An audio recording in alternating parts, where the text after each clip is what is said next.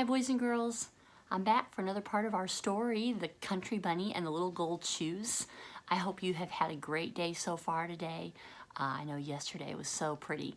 I spent a lot of time outside with the sun shining again and the temperature is just perfect. So I hope you're getting a chance to do that too. And thank you again for your great work this week. Your quizzes, man, you've just done awesome. Getting all those turned in and the grades are really nice. And I'm really, really proud of you. Looking forward to our Google Meet session this afternoon at 1 o'clock. I'll be sending you a link to click onto that you'll need to get into the session. I'll send you that just a few minutes before it's time to start through an email and through your LMS on the Bible section. So go to either the Bible section on LMS or an email and you'll see that and we'll get to see each other face to face. So I'm excited. If you can't make it, I understand. I know it's a busy time and your family's maybe doing different things. Your parents may be at work, you may be at grandma's house, whatever the case may be. So it's fine. If you can't, we'll do it again after spring break for sure. So you'll have an opportunity to get in on that. Well, let's pick up just a little bit where we left off yesterday, where it says, "Come to the palace tomorrow afternoon, for that is Easter Eve, and you shall be my 5th Easter bunny." The next evening, Cottontail knocked on the big front door and was admitted to the palace.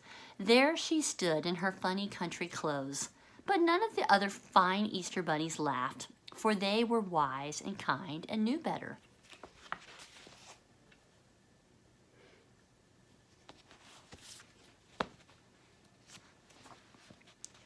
They showed her all over the palace, from room to room, all piled high with eggs of gold and silver, and eggs that glittered like snow, chocolate eggs, marshmallow eggs, and eggs for rich children and eggs for poor children, for children who were sick and children who were well all over the world. That's a lot of eggs. Hopefully you've had a chance maybe to get out some of your plastic Easter eggs, maybe from other Easters, and start decorating around the house.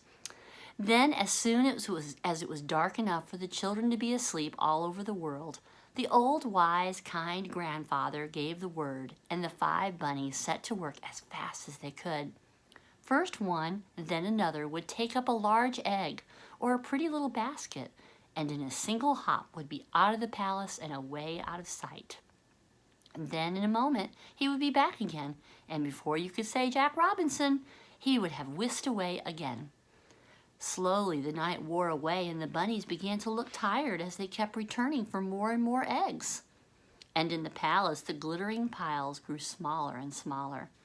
Poor little Cottontail was very tired, for this was the first time she had ever gone so far or so fast in her life, and she was beginning to hope that she could soon take the little basket that was set aside for her own children and go hopping home, when old, wise, kind grandfather called her to him.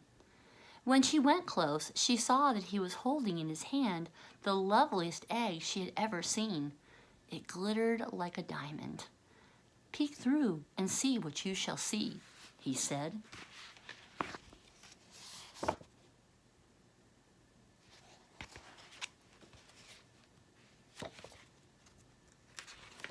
And as she peeked through the little hole in one end, she saw a beautiful scene with a sleigh and a lake with people skating on the ice. And he said, "Because you have such a loving heart for children, I am going to give you the best but the hardest trip of all. Far off over 2 rivers and 3 mountains there is a great mountain peak. And in a little cottage on that peak is a little boy who has been ill for a whole year, and who has been so brave that never once has he cried or complained. The mountain is so high that there is ice on the top, and it will be hard to climb. But if you get there, you will give more happiness than any other Easter bunny." Cottontail picked up the egg very gently and went hopping away on her journey. She crossed the first river and then the second. She went over the first mountain and then another mountain, and yet another, until at last she reached the highest mountain of all.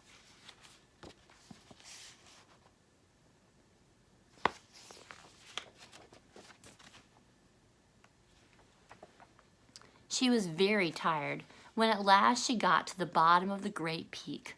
and her heart failed her when she saw how high it was and how slippery with ice and snow on top.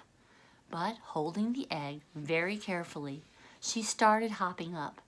At last she reached the ice and snow, and now she was almost to the top, and she could see the little cottage all covered with snow where the little boy was sleeping.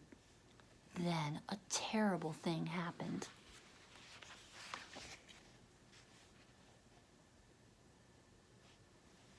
And of course, that's where we're going to leave off for today.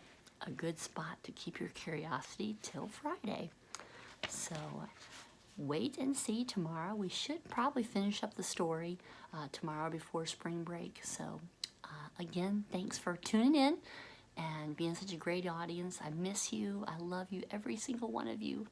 And have a great day, and we'll see you soon on Google Meet. Love you, boys and girls.